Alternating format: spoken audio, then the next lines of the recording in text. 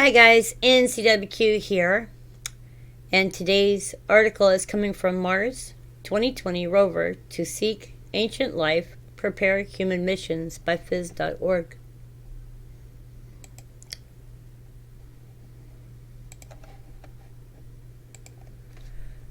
The Mars 2020 rover, which sets off for the Red Planet next year, will not only search for traces of ancient life, but pave the way for future human missions, NASA scientists said Friday as they unveiled the vehicle.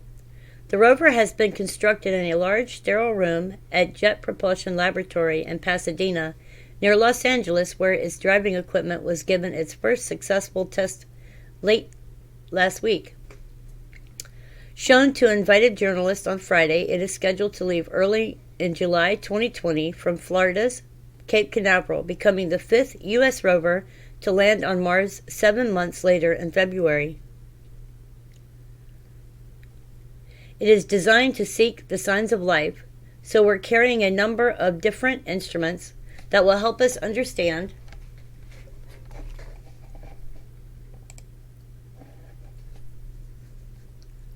the geological and chemical context on the surface of the moon, Deputy Mission Leader Matt Wallace told AFP. Among the devices on board the rover are 23 cameras, 2 ears that will allow it to listen to Martian winds, and lasers used for chemical analysis. Approximately the size of a car, the rover is equipped with 6 wheels like its predecessor, Curiosity,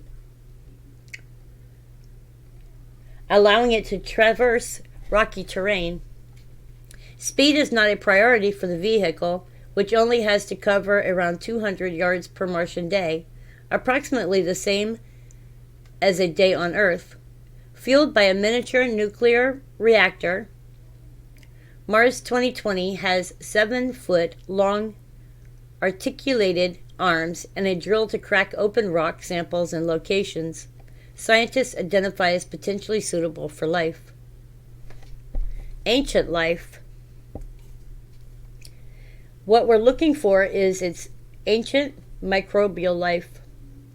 We're talking about billions of years ago on Mars, when the planet was much more Earth-like, said Wallace. Back then, the red planet had warm surface water, a thicker atmosphere, and a magnetic force around it, he explained. And so it was much more conducive to the types of simple single-cell life that evolved here on Earth at that time, Wallace said. Once collected, the samples will be hermetically sealed in tubes by the rover. The tubes will then be discarded on the planet's surface, where they will lie until a future mission can transport them back to Earth. We are hoping to move fairly quickly. We'd like to see the next mission launched in 2026, which will get to Mars and pick up the samples, put them into a rocket, and propel that sample into orbit around Mars, said Wallace. The sample would then rendezvous with an orbiter, and the orbiter would bring the samples back to Earth. Samples should reach Earth in the course of a decade or so, he said. Human mission. To maximize its chance of unearthing the traces of ancient life, Mars 2020 will land in a long dried-up delta called Jezero. The site selected after years of scientific debate is a crater that was once a 500-yard deep lake. It was formerly connected to a network of rivers that flowed some 3.5 to 3.9 billion years ago. The crater measures just under 30 miles across, and experts hope it may have preserved ancient organic molecules. The Mars 2020 mission also carries hopes for an even more ambitious target, a human mission to Mars.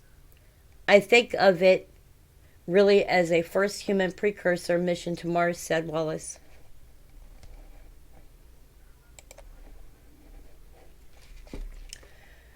Equipment on board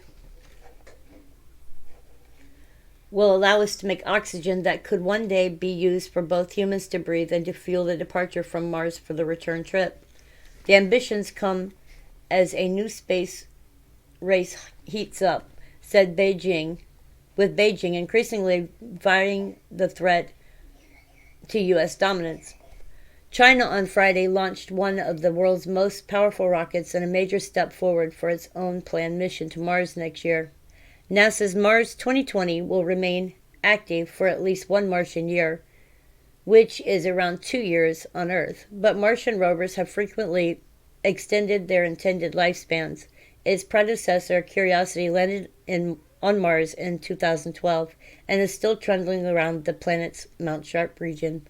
Okay, guys, I hope y'all enjoyed my video, and I hope y'all are having a great day or night, wherever you are in the world. We'll finish off this little bit here. Y'all can see the last bit of the video I created, and much love.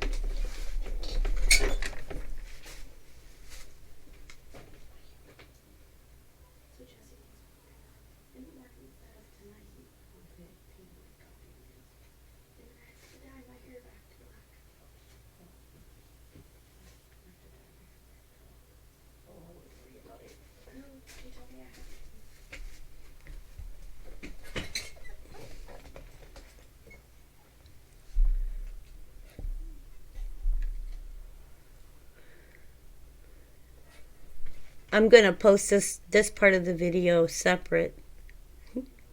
Anyways, you guys, I hope y'all enjoyed. And again, this article came from phys.org. And I'll leave that link below the video.